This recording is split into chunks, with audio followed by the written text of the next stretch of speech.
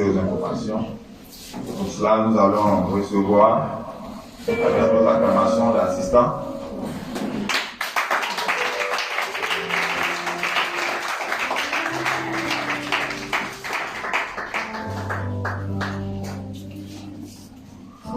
Alléluia. Amen. Bonjour à tous.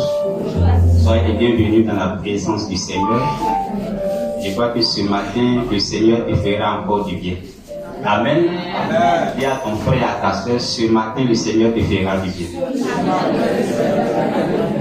On dit avec conviction, ce matin, le Seigneur te fera du bien. Il a commencé à te faire du bien. Et il achèvera. Alléluia. Si tu es convaincu, acclame Jésus de Nazareth. Le Dieu du béni, je te donne la vie. Alléluia.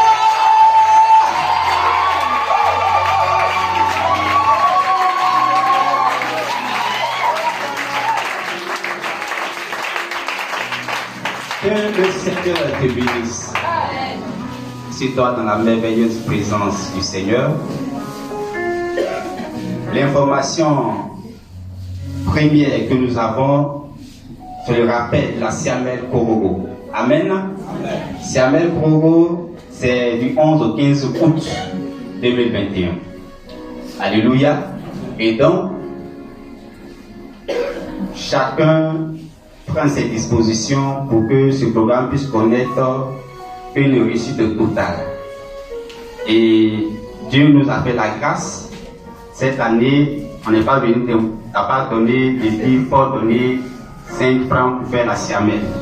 Amen. Ce qu'on te demande, c'est de préparer ton déplacement. Depuis Abidjan jusqu'à Korogo.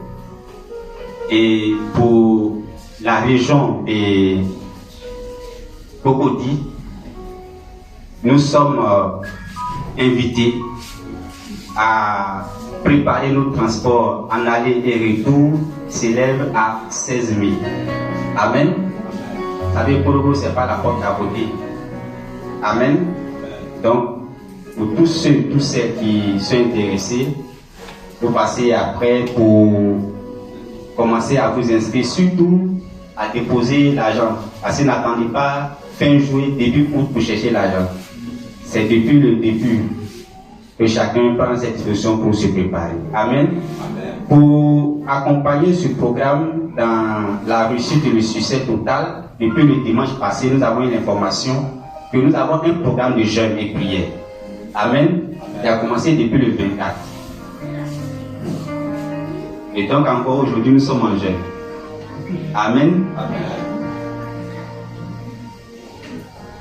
Et le jeûne continue jusqu'au 30 juin 2021.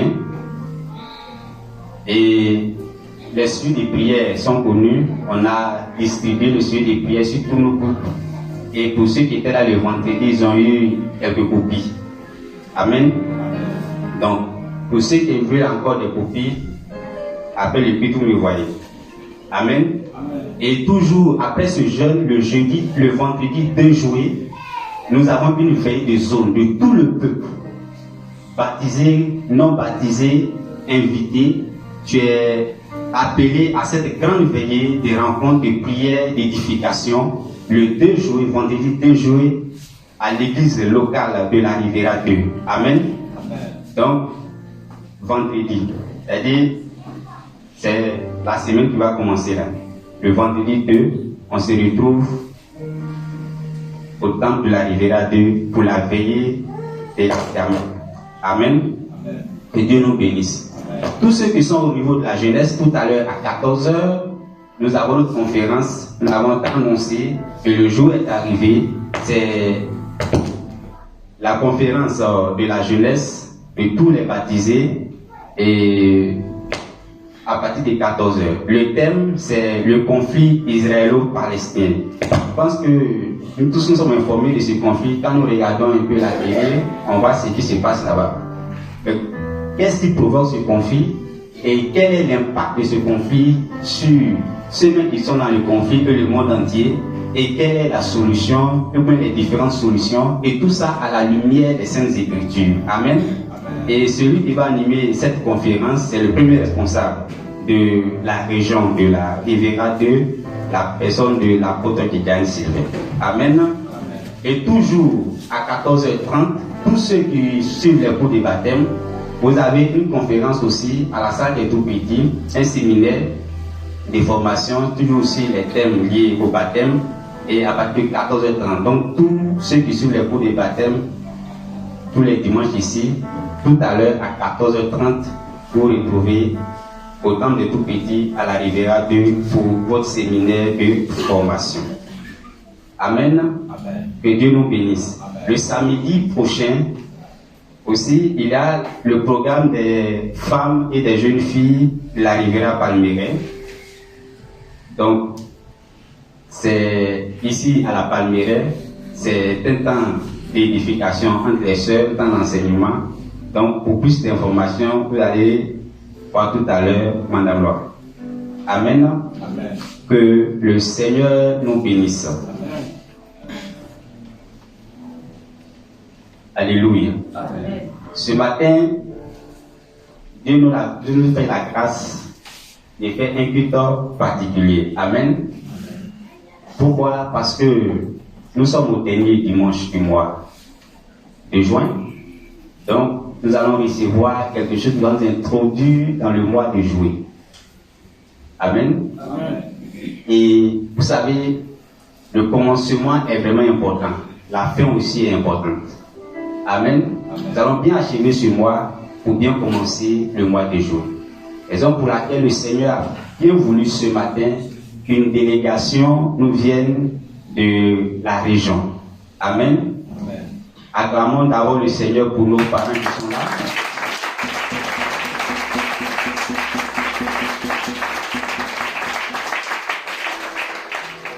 C'est les responsables au niveau de la région. Et je vais les présenter. Il est le premier responsable de la région au niveau de l'évaluation générale. Et il fait partie de cette délégation qui nous rend visite ce matin. C'est le régional Kofi Franck. Il va se tenir le lieu. Nous allons acclamer Jésus.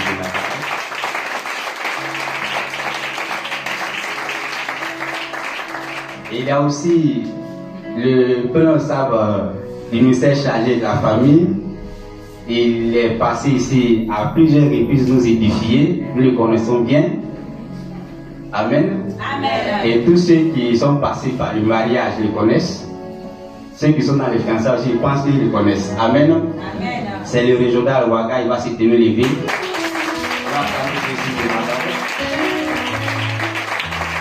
Alléluia. Que Dieu nous bénisse. Ce matin, cette délégation à la tête, le premier responsable de la région, il est le pasteur des régions. Donc, il coordonne toutes les zones de la région de Cocody. Il est donc le premier responsable de l'église de la Riviera Palmeraie. Amen. Et c'est lui ce matin qui a eu ce désir-là de venir nous rendre visite. Le Seigneur a mis dans son cœur ce désir et il a désiré de venir nous voir, venir nous rendre visite, parler avec ses fils et ses filles, donner quelques orientations, quelques conseils et participer à l'œuvre ici à la Palmeraie pour qu'elle puisse devenir une église locale. Alléluia. Amen. Est-ce que tu peux acclamer Jésus d'abord? Alléluia. Et donc ce matin, c'est le révérend apôtre Gideon Sylvain que nous connaissons tous. Acclamons Jésus.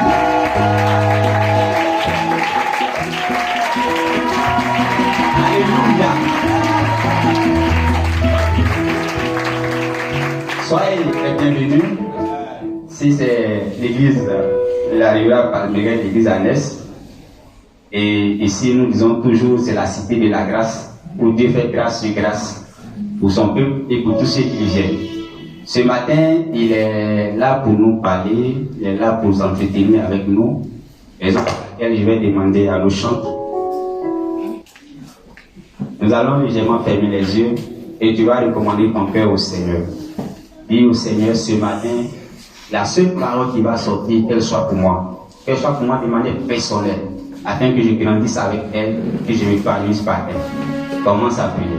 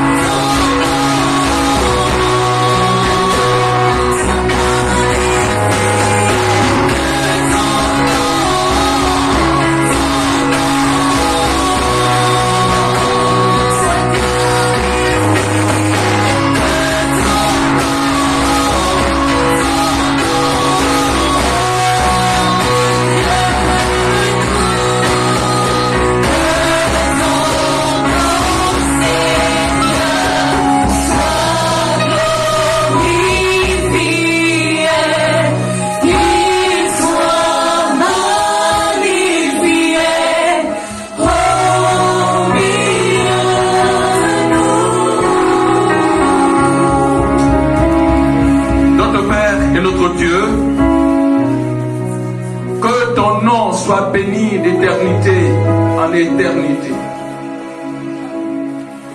Merci de nous réunir et de nous exhorter, Seigneur, par rapport à la marche chrétienne. Nous sommes étrangers voyageurs sur la terre. Seigneur, aujourd'hui c'est le jour de la résurrection. Aujourd'hui c'est le Shabbat. Les premiers chrétiens ont jugé utile nécessaire, Seigneur, de mettre ce jour à profit afin de t'adorer, de te célébrer. Seigneur, nous te rendons grâce et nous te bénissons. Tu es l'objet de notre adoration. Et davantage, nous voulons, Seigneur, t'aimer, Seigneur. Nous voulons écouter tes paroles. Écouter, Seigneur, tes préceptes, afin de les mettre en pratique. Que nos cœurs soient la bonne terre dans laquelle cette parole va germer, va féconder. Nous te rendons grâce et nous te bénissons. Nous chassons de ce lieu tout esprit méchant, toutes les formes de distraction, Seigneur, de nature à nous empêcher d'être les bénéficiaires de ta parole. Seigneur, ta parole est l'eau de vie. Elle est la manne qui descend du ciel. Elle étend notre soif. Elle nous transforme, elle nous équilibre. Au commencement était la parole et la parole était avec Dieu. Cette parole, elle conditionne l'existence humaine. Elle est la notice qui accompagne l'homme sur la terre. Nous te rendons grâce et nous te bénissons. Nous voulons interroger un temps soit peu la parole, afin de nous donner des recommandations, des orientations. Que ton nom soit béni. Louange et la gloire sont à toi, au nom de Jésus. Amen. Amen. Bonjour à tous. Que le Seigneur vous bénisse. Je suis dans la joie d'être parmi vous ce matin. C'est pour moi un honneur avec mes proches collaborateurs, le pasteur Kofi Frank et le pasteur Waga. Tous mes proches collaborateurs, je les appelle les pasteurs parce que c'est des personnes ressources et qui sont autour des hommes de Dieu et qui nous aident à accomplir notre mission. L'église en est de la Riviera Palmeraie est une église à part entière. C'est l'amour et l'intérêt à laquelle j'accorde à cette église-là qui fait que par moment, quand j'ai pris l'Éternel Dieu, dans la perspective déjà, je vois déjà une église. Voilà, je vois déjà une multitude de personnes vraiment dans cette église, des sauvés. Et je voulais qu'on acclame le Seigneur.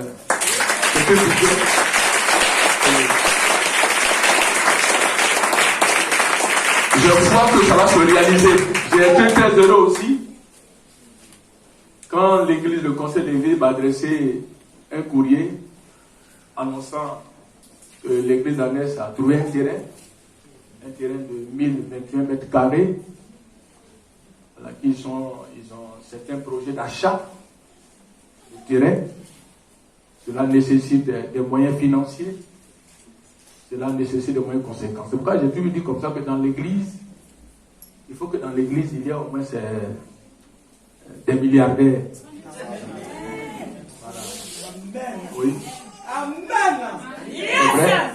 Parce que dans la réalité, on a une vision, mais il ne faudrait pas que l'argent soit un obstacle à notre époque contemporaine. Voilà. Aujourd'hui, on va à Korogo, n'est-ce pas?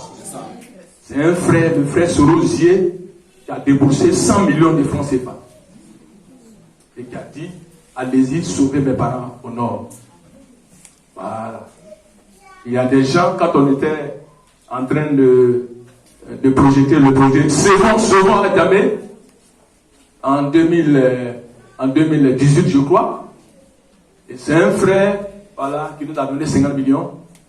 Voilà, qui nous a donné 50 millions. C'est pourquoi il faut prier le Seigneur pour que dans l'église, il y ait au moins des personnes vraiment qui aient une assise financière. Voilà. En même temps que Dieu bénit, en même temps que Dieu nous met au large, en même temps, on doit aussi accompagner l'œuvre de Dieu. On doit contribuer, on doit vivre utile. En fait, c'est ça. Le terrain que vous avez eu, peut-être que c'est 60 millions, 110 millions, je ne sais pas. Mais, il ne faudrait pas qu'on traîne.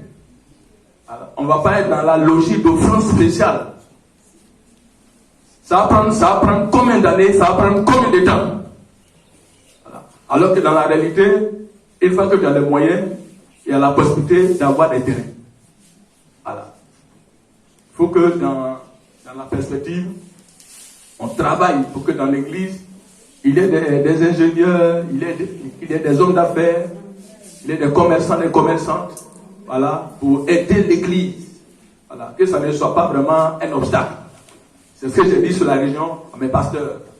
Je pense que par la foi, le Seigneur va nous aider. Je dis, pasteur, ne t'inquiète pas, tu as une grande vision, mais on est prêt à t'accompagner. Quelle que soit la vision, quel que soit le charisme qu'un homme de Dieu peut manifester, si on n'accompagne pas la vision de l'homme de Dieu, c'est une symphonie inachevée. C'est pas dans l'église. Église rime avec développement. Église rime avec prospérité, avec abondance. Voilà. Dieu n'est pas contre ces choses. Alléluia. Amen. Alléluia. Amen. Est-ce que je parle à quelqu'un ce matin? Alléluia. Amen. On voulait vous remercier pour le travail déjà et remercier le couple Oufoué, parce que ça fait plus de 10 ans que le couple a cédé ce domicile-là pour que ça fasse office de lieu de culte au niveau de l'église Anès. Et on est en train de prier, je pense que l'église en bonne foi, on est en train de prier, je crois que si une église solitaire ici à la Riviera Palmeraie, ça sera une très grande église.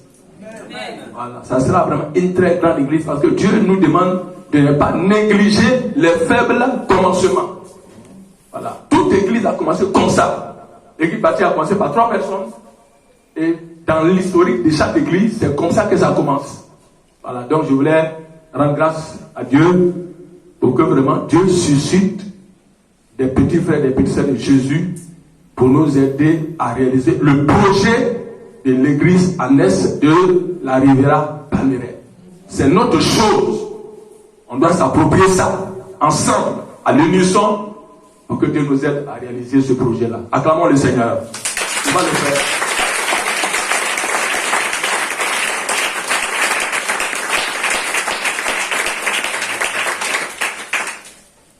J'ai dit que sur la région, il faut qu'on se donne un temps pour ne plus qu'il y ait une église qui soit en location. Notre Dieu est trop grand pour qu'on le mette en location. Vous ne voyez pas? Voilà. Donc on est en train de lutter pour ces deux églises-là, à Toban et puis 2 plateaux. Et les autres églises annexes aussi. Il y a beaucoup d'églises annexes. Et nous sommes en train de travailler pour que ces églises annexes-là deviennent des églises locales. Et que le nombre d'églises sur la région vraiment augmente. Vous voyez, Rivera 2 a créé à Toban, Mbadon, Akwedo, Rivera 4, Rivera Palmeraie. Et aujourd'hui, on a scindé la zone de la Rivera. Benjaville était attaché à nous et se sont séparés. Et dans la perspective, Benjaville doit devenir une région. C'est la vision. Donc, Benjaville 2 doit devenir une zone les années qui viennent. Il doit travailler, créer des églises annexes, développer les églises annexes pour que les églises annexes deviennent des églises locales. S'il y a 6, 7, 8 églises, on scelle la zone et elle devient, la zone de Benjaville devient une région à part entière. Elle va se séparer de la région de Cocody. C'est la vision que nous avons. On peut acclamer le Seigneur. Nous aussi, on doit aussi étendre nos possessions. On doit étendre nos possessions. Alléluia. Amen. Ce matin, je voulais vous exhorter dans la marche chrétienne. Je voulais partager avec vous, pour ceux qui prennent note, les 3 piliers de la vie chrétienne. Les 3 piliers. J'ai sélectionné 3 piliers de la vie chrétienne.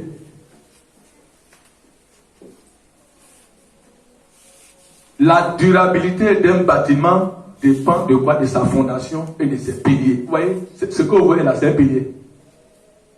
Il tient ce bâtiment-là, la structure de ce bâtiment. Donc, ceux qui s'y connaissent en matière de bâtiment, ils savent, ils connaissent l'importance des piliers. Ce qu'un pilier est. Son importance. Et ce n'est pas n'importe quel matériau qui fait partie de la structure d'un pilier. Quand vous rentrez dans le temple, à l'époque, au moment où les gens tentent de construire le bâtiment, c'est un ingénieur de grands travaux qui nous a aidés avec son esprit d'ingéniosité. Il est venu, il a dit, si on ne prend pas garde, demain à la longue, vous allez voir que ce bâtiment-là va s'écrouler. Voilà. Parce que la structure elle est bonne, mais il faut un pilier central qui sous-tend, qui va tenir le bâtiment. Et c'est ce qui a été fait. Et selon l'histoire, la première charpente s'est écroulée. Voilà. Heureusement qu'il y a personne en bas. La première charpente s'est écroulée, un matin, les gens sont venus, ça s'est écroulé. C'est comme ça qu'on a fait recours à l'expertise d'un ingénieur qui s'y connaît en matière de bâtiment. Chers frères et sœurs en Christ de la Riviera Palmeraie, dans la vie chrétienne, pour qu'on tienne bon à la longue, il nous faut des piliers sur lesquels se repose notre vie chrétienne. Quand un chrétien n'a pas des piliers qui l'aident, c'est de l'aider dans la marche chrétienne, vous allez vous rendre compte que ce chrétien-là, il a un emploi, il a la merci. En réalité, il n'a pas un bon fondement. tard, à la longue, ce chrétien-là va végéter.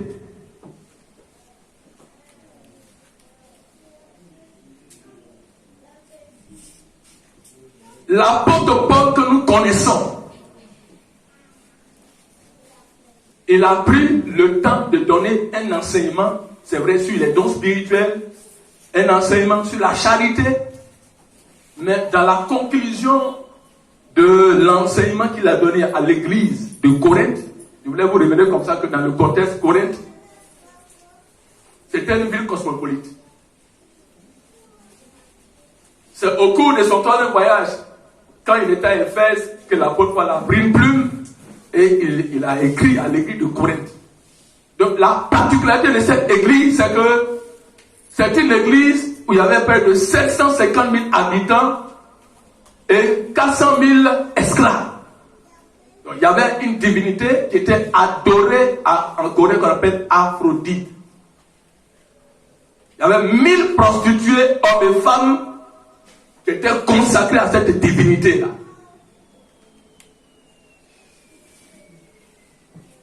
Donc les Corinthiens eux-mêmes, ils ont eu à écrire à l'apôtre Paul pour que l'apôtre Paul se prononce sur les questions relatives aux biens sacrifiés aux idoles et au mariage.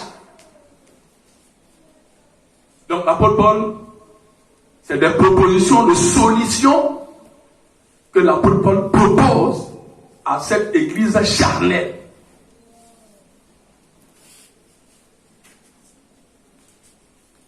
Pour mettre même en exergue même là, l'immoralité qui se pratiquait dans cette ville-là, on dit corinthianisée, à cause de l'immoralité qui se pratique dans cette église. Et il y a eu même quelqu'un même qui a eu l'audace de prendre sa mère comme épouse, qui a commis l'inceste. C'était une église très charnelle. Et qui se faisait passer pour spirituelle, alors que dans le fond, dans la forme, elle n'était pas spirituelle. C'était comme un géant au pied d'argile, qui n'avait pas de fondement.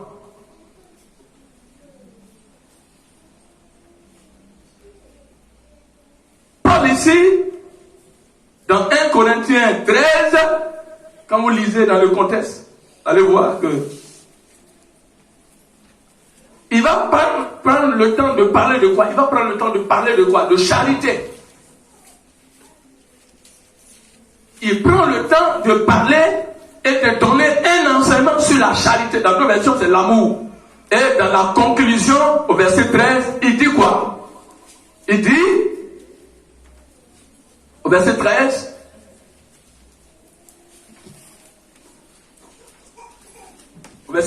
c'est la conclusion. Maintenant donc, écoutez bien, maintenant donc, ces trois choses demeurent. Écoutez bien, il donne un enseignement, il dit quoi? Quand je parlerai les langues des hommes et des anges, si je n'ai pas la charité, je suis un airain qui résonne et une cymbale qui retentit. Et quand j'aurai même le don de prophétie, la science de tous les mystères et toute la connaissance, quand j'aurai même toute la foi jusqu'à transporter les montagnes, si je n'ai pas la charité, je ne suis rien. Etc., etc. Et il conclut en disant, maintenant, donc, ces trois choses demeurent. Quelles sont ces choses qui demeurent? C'est ce qui fera l'objet de notre méditation, de réflexion, qui constitue quoi? Les piliers de la vie chrétienne. Les piliers de la vie chrétienne.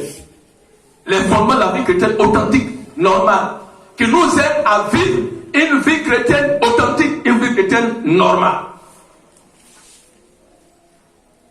Frères et sœurs, le monde dans lequel actuellement nous nous trouvons, c'est un monde où les valeurs morales sont renversées. C'est un monde où le péché ne dit plus rien. C'est un monde où il n'y aura pas de loi. C'est la vie de libertinage, la vie de licence que l'Antéchrist va légaliser. C'est pas une option, mais c'est une obligation. il s'impose à nous. Ces trois choses demeurent. Quelle est la première chose? La première chose c'est quoi? L'apôtre Paul ici parle de quoi? Il parle de foi. Pourquoi il conclut? Pourquoi l'apôtre Paul dit pourquoi il parle des trois choses qui doivent demeurer? Parce qu'il sait que ce sont des choses qui sont essentielles à la foi chrétienne, à la marche chrétienne. Des choses qui sont essentielles. On ne peut pas se passer de ces choses-là, de ces piliers, qui constituent, ne point douter, des piliers de la vie chrétienne. La première des choses, c'est quoi? La première des choses, c'est la foi. Le premier pilier de la vie chrétienne, c'est la foi. La foi.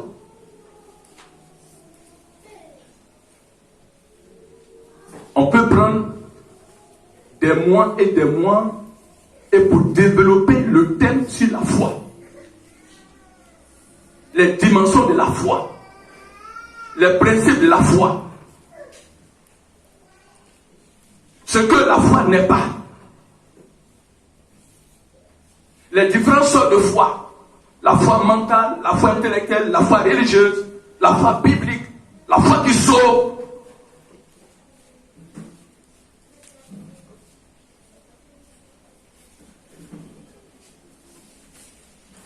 Alors, quand on interroge les dictionnaires, c'est vrai que par moments, ils ne sont pas tous unanimes, mais quand on s'en tient au dictionnaire biblique, la foi, c'est la confiance.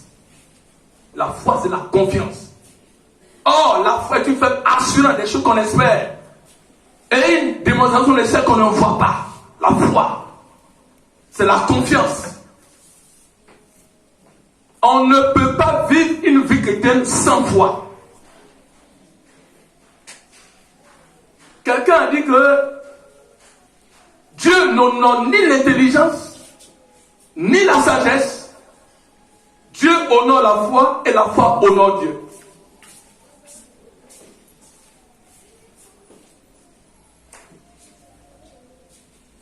Il ne peut pas avoir une vie chrétienne sans foi. Ça n'existe pas. Et même les premiers chrétiens au temps, les premiers chrétiens au temps apostolique, ils ont compris cela.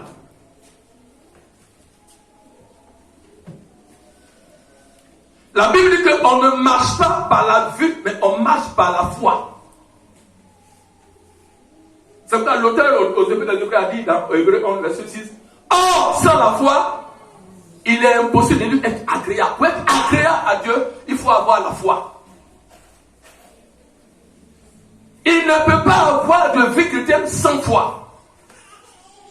Sans foi, on ne peut pas réaliser les grandes choses avec le Seigneur. Ce n'est pas possible.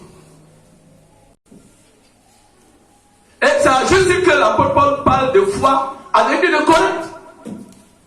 C'est intéressant de Corinthe. Ça fait partie des piliers de la foi chrétienne.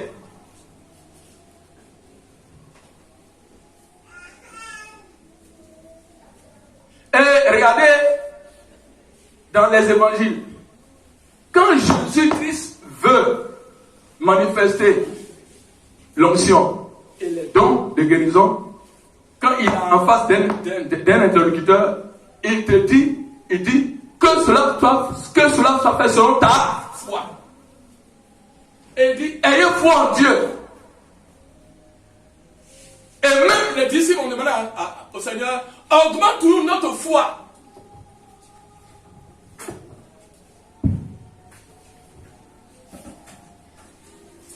Il ne peut pas avoir de vie chrétienne sans foi.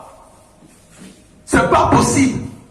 La foi, là, c'est la confiance qu'on place à Christ. Dans ces derniers temps-là, il faut avoir confiance à Christ.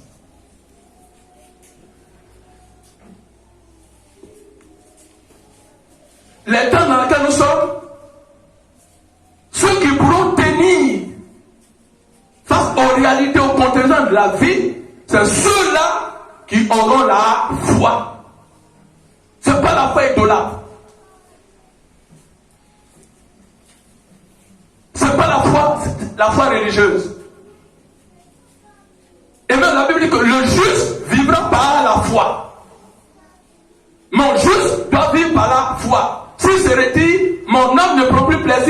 lui.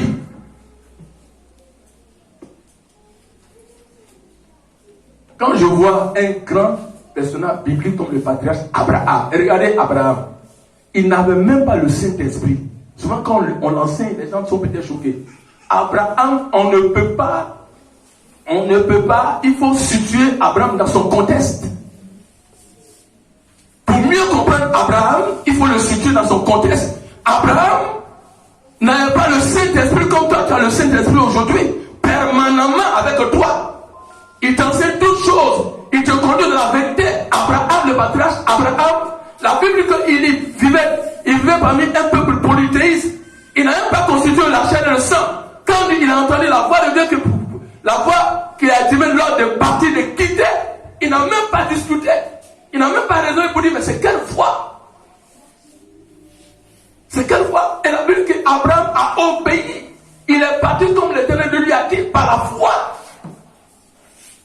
Imaginez-vous, les personnes de la Bible, l'Ancien Testament, ils n'avaient même pas toute la Bible. Comme toi, tu as toute la Bible aujourd'hui. Mais regardez l'impact qu'ils ont eu. Regardez l'impact qu'ils ont eu.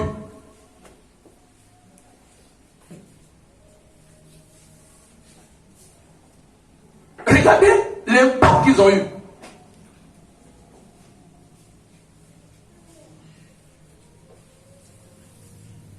Pour réaliser l'imaginable, pour faire des exploits avec Dieu, des choses extraordinaires qui dépassent l'entendement des hommes, il faut la foi.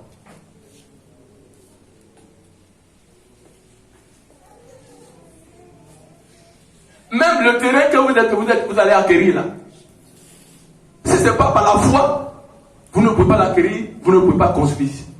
Ce n'est pas possible. Si vous avez une vue rationnelle, vous voyez, vous marchez par la vue, vous ne pouvez pas réaliser des choses extraordinaires avec le Seigneur. Ce n'est pas possible.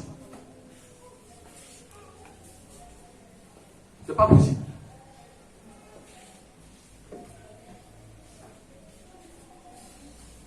La foi relie notre impuissance à l'omnipotence de Dieu.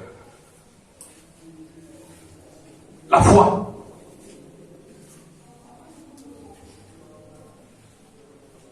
Souvent on chante, mon ami, as-tu la foi? Oui, j'ai la foi. Il ne faudrait pas que ça soit théorique. Mais il faudrait que ça soit la vérité. Quelqu'un m'a appelé, ça fait pas 2 semaines. Il dit, ah, pasteur, j'ai ma femme qui doit vraiment accoucher par césarienne. J'ai dit, ah bon, ils t'ont dit ça. Ils ont mis dans notre mental. T'es sûr? T'es sûr? Et quand c'est comme ça, ça modifie déjà son comportement et il est préparé déjà à ça déjà. Homme de peu de foi. Parce que tu as douté. Je lui ai dit non, si tu as la foi. Si tu as la foi, c'est une question de foi. Dieu ne fait rien en dehors de ta foi. Petite foi, petit résultat. Grande foi.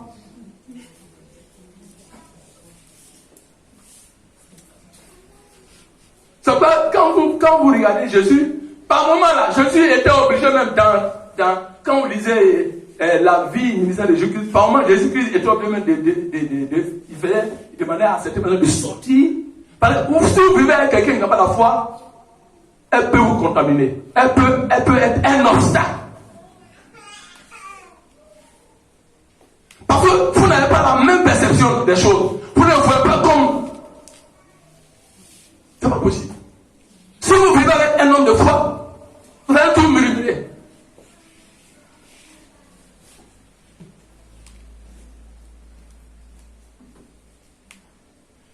J'ai dit, impose la main à ta femme avant qu'elle ne rentre dans la salle d'opération. J'ai dit, pasteur, vous voyez, souvent là, on est troublé, hein? N'est-ce pas? Il y a des réactions, on est troublé. Et c'est le diable qui fait ça.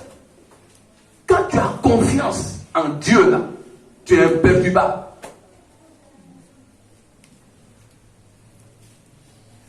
vous assure, j'ai prié 5 minutes après, avant que la femme ne rentre dans la salle d'opération, elle a accouché là.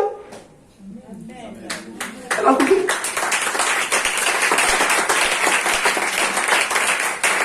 Les bulles de césarienne là, faut faire donc. Ça ne peut pas te servir. Le vrai problème pour nous, les chrétiens de cette époque-là, c'est un problème de foi. C'est pourquoi je vous dis, dans la réalité, vous n'êtes pas nombreux ici. Mais avec la foi, vous pouvez réaliser des choses inimaginables qu'on ne peut pas expliquer. Les gens vont venir là, vont dire, ce que Dieu a dû faire à la Dura Palmeraie, c'est pas possible. Ça étonne. C'est irrationnel, on ne peut pas expliquer ça, n'est-ce pas? C'est la foi. C'est la foi. Mais si vous avez le terrain et que maintenant vous dites, on dit 70 millions, on dit, ah! Les gens, ils sont fous, hein? Mais c'est les jeunes qui sont là-bas, quel argent ils ont, et puis on va acheter un terrain de 70 millions. C'est pas possible. C'est effrayant. N'est-ce pas?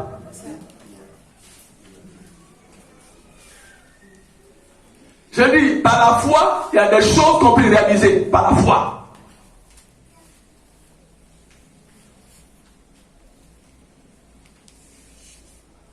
Le premier pilier, c'est quoi? C'est la foi. Est-ce que tu as la foi? C'est le manque de foi qui fait que souvent quand on demande quelque chose au Seigneur, Seigneur, vraiment, j'ai besoin de 100 000 francs pour aller à la semaine, n'est-ce pas? On est dans le contexte de la semaine, n'est-ce pas? Tu as besoin de 100 000 francs, non? C'est pas vrai? Qui a besoin d'argent comme moi pour aller à la semaine? Lève ta main.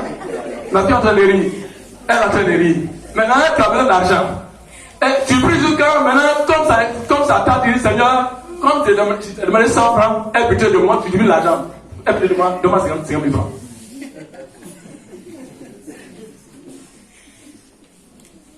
On dit, Seigneur, pardonne-moi, aie pitié de moi, au moins, j'ai demandé 100 000 francs. C'est vrai, peut-être que tu as beaucoup d'argent à distribuer, mais vraiment, tu diminues quand avec 5 000 francs, n'est-ce pas?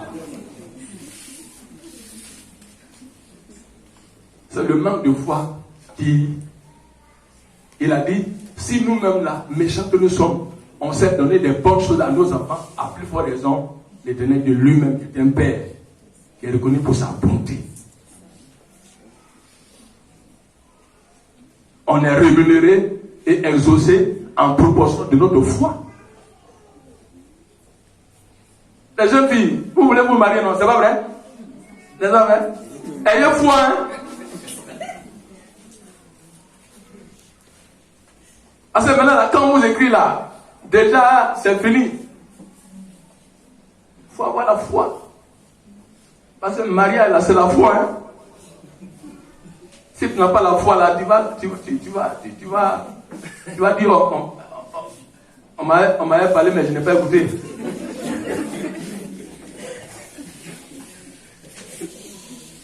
Tu vas te dire que le diaconat n'a pas parlé de moi.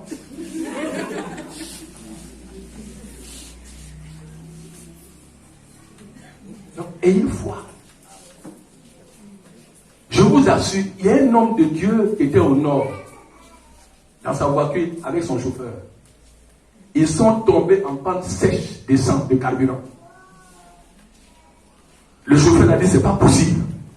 Et il dit, ils étaient à près de 70 km à 80 km. Il est tombé en panne sèche d'essence. C'est pas possible. Qu'est-ce qu'il doit faire? Il doit exercer, manifester quoi? La foi. N'est-ce pas? N'est-ce pas? Le chauffeur a dit, c'est pas possible. Je vous assure, l'homme de Dieu est allé comme ça. Il a mis sa main à côté du réservoir. Oh, Rabashaka Balanta Rabalo. Il a commencé à prier le Seigneur. Il a commencé à prier le Seigneur. À son étonnement, il voit le carburant qui est en train de... Il voit le carburant, il voit le carburant, il voit le carburant, il voit le carburant, il voit le carburant, il voit qu'il y a le carburant qu'ils sont en train de le mettre dans le réservoir. Acclamons le Seigneur. Le carburant. juste le carburant qu'il fallait pour qu'il arrive à destination pour encore mettre vous apprenez en carburant. Dieu est trop fort. C'est lui qui le limite. Dieu là, que tu adores, il est trop fort, il est trop grand. On le limite. Dieu là, il est trop grand. C'est ce Dieu là qui, même les troncs qui sont coupés là, Dieu fait pousser ça.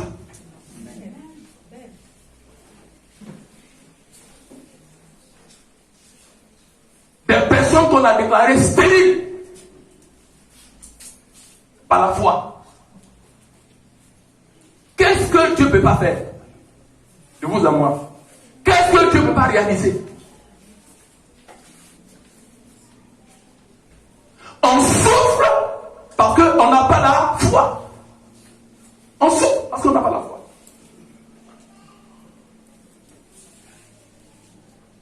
J'ai beaucoup de témoignages comme ça sur la foi. Alléluia. Amen. Alléluia. Amen. La foi vient de ce qu'on entend. Et ce qu'on entend vient de la parole de Dieu. La foi vient de ce qu'on entend. C'est pourquoi la parole parle de la loi de l'entendement. Quand vous venez à l'église là, prenez cas à la main dont vous écoutez, vous entendez la loi de l'entendement. La foi vient de ce qu'on entend. Dieu a dit à Pierre a dit, Seigneur, c'est toi, il dit, c'est moi. Et puis, qu'est-ce que Dieu a dit? Il a tombé l'ordre à Pierre, si c'est toi, viens. Et Pierre a commencé à venir, n'est-ce pas? Il entend. Au moment où Pierre a commencé à douter, le doute était une allié de la foi. Vous le savez, non? Quel homme qui doute est un homme irrésolu qui ne s'attend à recevoir de Dieu quoi que ce soit, n'est-ce pas?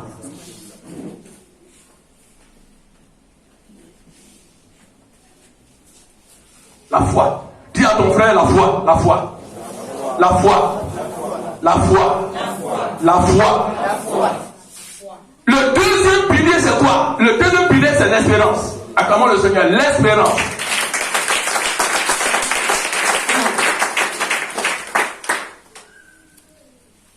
Le deuxième pilier, dont l'apôtre Paul est en train de faire mention dans cette conclusion-là, à l'église de Corinthe, c'est l'espérance.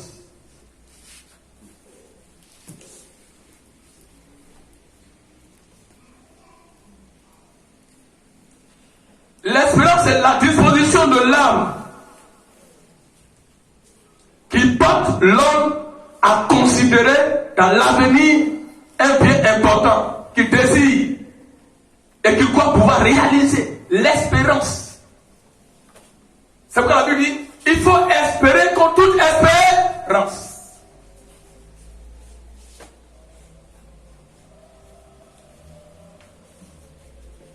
Tout à l'heure, j'aurais animé une conférence sur le conflit arabe, mais la problématique de cette conférence-là réside dans quoi? Dans le fait que Dieu fait une promesse. Écoutez bien, hein? Dieu te promet. N'est-ce pas? Nous sommes ici en attente des promesses, des bienfaits du Seigneur. Mais la problématique, c'est comment on attend la promesse. Dieu dit à Abraham, en réalité, ton héritier là, c'est pas Éléazar de Damas. Hein? On est d'accord? Abraham va au pays de Guérar. Il revient, dans ce bagage se trouve une servante qu'on appelle Agar. À manque d'espérance et de persévérance, son épouse Sarah, lui propose une solution. Pas biblique, mais une solution humaine d'aller avec sa servante et de pérenniser une prospérité. Ismaël est né.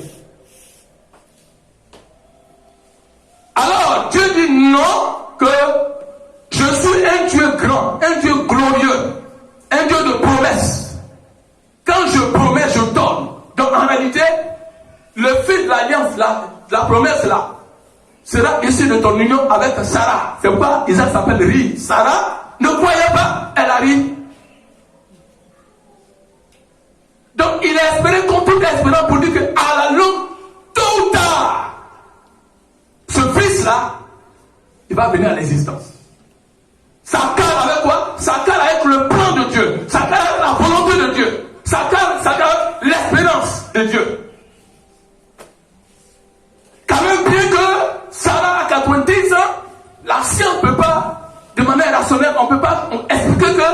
une femme périmée, à ce stade-là, puisse concevoir un fils héritier. C'est pas possible.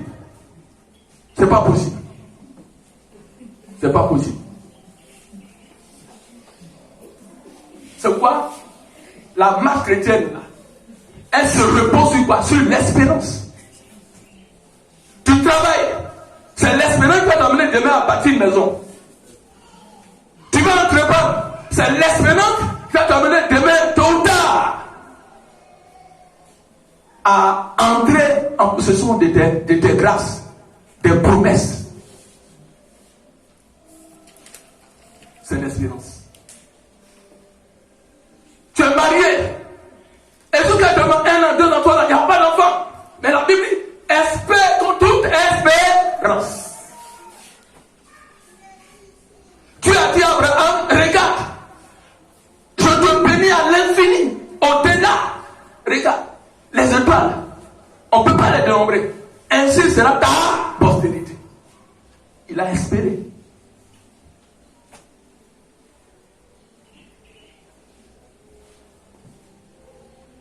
L'espérance. L'espérance. Et on dit, Jésus, mon espérance, c'est Jésus. Jésus, il est notre espérance. Il est notre espérance. Si tu es chrétien, chrétienne, et que ta vie chrétienne ne se repose pas sur l'espérance, c'est difficile. Par moment, tu vas faire recours à l'Égypte. C'est pourquoi vous voyez, ne soyez pas étonné que certains chrétiens fassent recours aux féticheurs, aux marabouts. Ne soyez pas étonné. C'est le manque d'espérance et de foi qui fait ça. Qui fait ça. Quand on n'a pas d'espérance, on cherche quoi? On cherche un raccourci. Vous ne voyez pas? Mais imaginez-vous celui qui utilise au lieu de prendre quoi? Au lieu de prendre soit peut-être l'escalier pour se positionner au niveau en haut, qu'est-ce que lui utilise? Il utilise les moyens les plus rapides, l'ascenseur, n'est-ce pas? Mais la même manière que tu as procédé pour te maintenir là, c'est la même manière que tu vas redescendre. Vous ne voyez pas ça?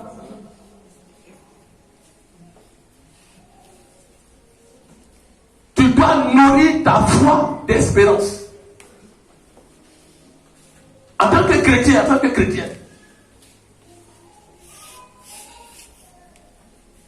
tu es jeune. Ta vie chrétienne doit se reposer sur quoi? Sur l'espérance chrétienne. C'est l'espérance. Qui de nous ici a vu la loi de Jérusalem? Non. Qui de nous a vu Dieu? On n'a pas vu Dieu.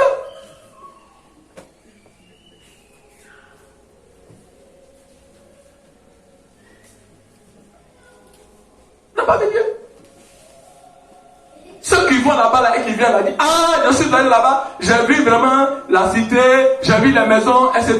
J'ai vu les gens, ils viennent, et puis maintenant, ils nous disent, c'est pas vrai?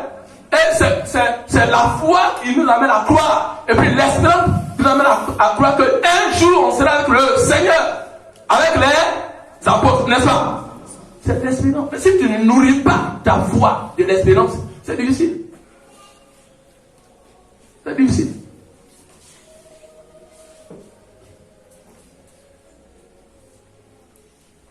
Il faut s'approprier quoi? Les promesses de Dieu en espérant.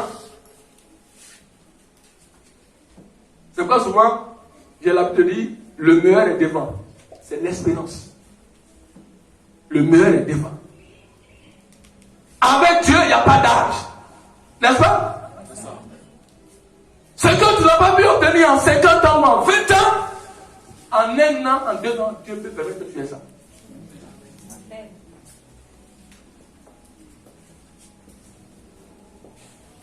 C'est pourquoi tu ne dois pas d'abord sombrer dans quoi? Dans le désespoir, dans le découragement. Vous ne voyez pas? La vie chrétienne se repose sur l'espérance.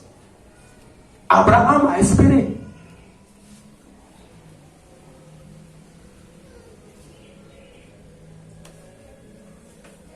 Aujourd'hui, il y a des chrétiens qui n'ont plus la foi. N'est-ce pas? Il y a des chrétiens qui n'espèrent plus. C'est pas possible.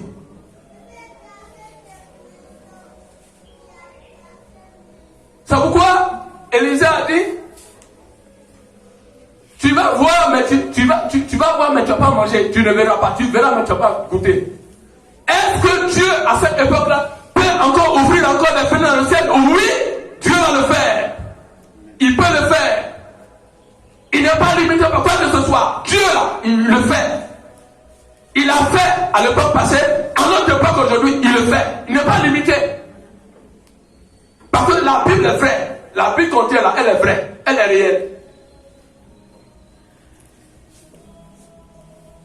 Elle est réelle. Acclamons le Seigneur.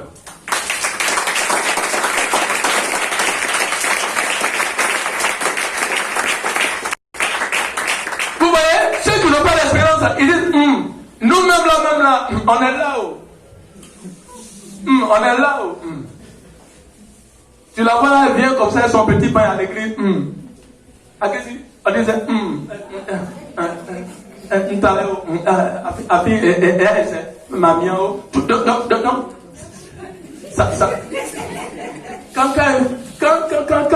vous la visitez même là, elle vous communique même là.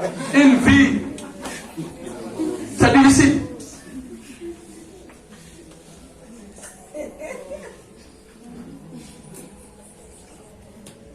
C'est une vie sans espérance.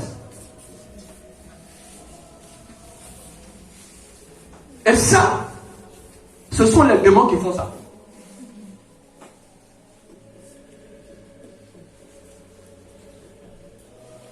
J'ai dit, quand vous prenez un médicament, il y a toujours la date de fabrication et la date de péremption. N'est-ce pas? Le preuve là, il y a toujours une fin pour le preuve. Il y a toujours une fin pour la souffrance. La souffrance ne doit pas être continuelle. Si elle est continuelle, interrogez Dieu, pourquoi c'est comme ça?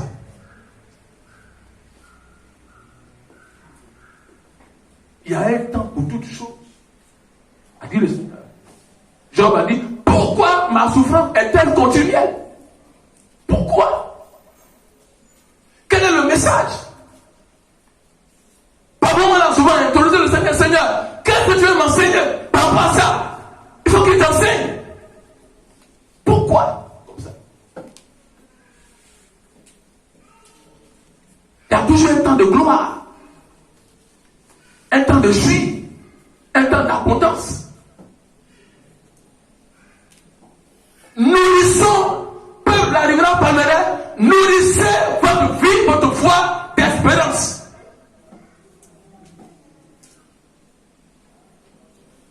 Le dernier pilier, c'est quoi? C'est l'amour qui est fondamental.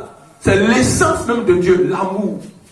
Frères et sœurs, par moment, quand il y a des conflits dans les foyers, par moment, c'est ce texte-là qu'on prend. On demande, est-ce que tu aimes, mes frères? Dieu est amour, n'est-ce pas? Dieu est amour. C'est quoi il a dit? De ces deux commandements dépendent la loi et les prophètes. Tu aimeras l'Éternel de tout ton cœur, de toute ta pensée, et tu aimeras ton prochain comme toi-même. Dieu est amour. Dieu, il est amour. Pour ne pas comprendre. C'est quoi Dieu a dit à Simon-Pierre? M'aimes-tu? À plusieurs reprises, Simon-Pierre, m'aimes-tu? Mais Seigneur, tu sais que je t'aime.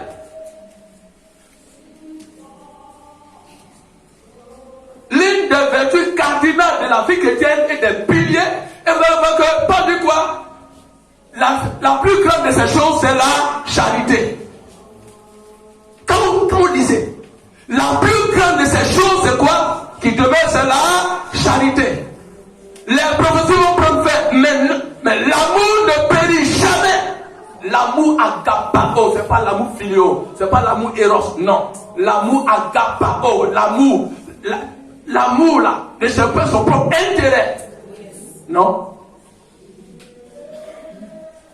C'est pas parce que je t'aime que en nous tu dois m'aimer, non. L'amour là, ne cherche pas son propre, elle ne sent point d'orgueil. Elle croit tout, elle excuse tout. On ne peut pas comprendre. On peut pas. C'est-à-dire l'amour de Dieu là, on ne peut pas comprendre ça.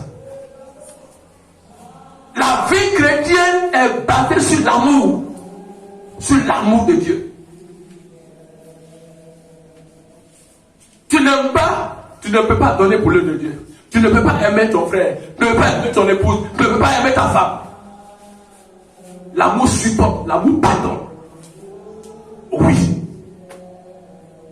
L'amour pardonne. On ne peut pas, il n'y a pas de vie chrétienne sans amour. C'est pas possible. C'est pas possible. Il y a un philosophe du nom Hegel, il a dit quoi? Il dit que nous proclamons l'amour, mais nous ne créons pas les conditions de l'amour. L'amour ne doit pas quoi? Elle ne doit pas être théorique. N'aime pas en parole. Non.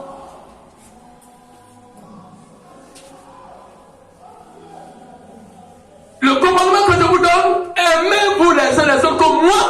Je vous ai aimé. En ceci, ça c'est comme une marque distinctive du croyant. En ceci quoi? Tous reconnaîtront que vous êtes mes disciples. L'amour de Dieu. C'est l'amour de Dieu qui nous introduit dans la communion fraternelle. C'est l'amour de Dieu. Parce qu'il y a quelque chose qui nous unit ensemble. C'est ça. Comment on peut comprendre que quelqu'un qui a tué, qui a commis des crimes, il se convertit et puis à la faveur de la crise en 2002, mais il y avait des cultes souvent. Quand les docteurs lui ont demandé, mais prions pour les rebelles pour que Dieu les pardonne, il y en a qui sortent de la salle. Il dit, mais c'est pas possible. Quoi? Ceux-là.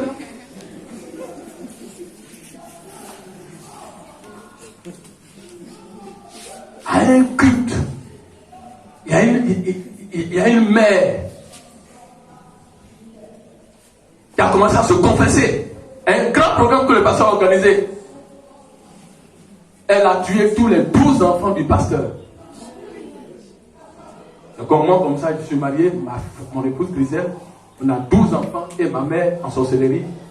Quand elle accouche, elle va présenter les enfants à leur grand-mère.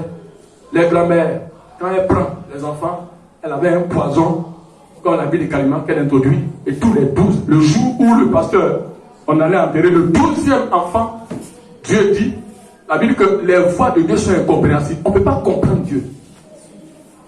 Dieu c'est un mystère, on ne peut pas le comprendre. Dieu va dire à ce serviteur-là, c'est pour ma gloire. 12 enfants. À un grand programme, cette femme va commencer. Elle va se tenir debout. Elle va commencer à crier pour dire, je suis mauvaise, je suis mauvaise, je suis une sorcière. J'ai tué tous mes 12 petits-fils, etc. Les gens disent, hein? Les gens commencent à ouvrir les yeux, hein?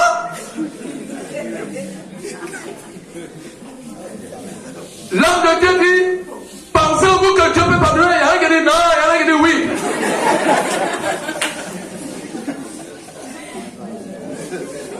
C'est difficile d'accepter ça, n'est-ce pas? N'est-ce pas? Et Dieu dit que l'amour pardonne.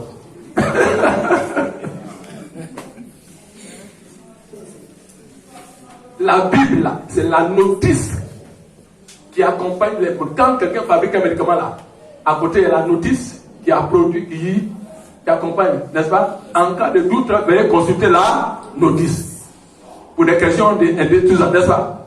La notice, c'est ça qu'elle a.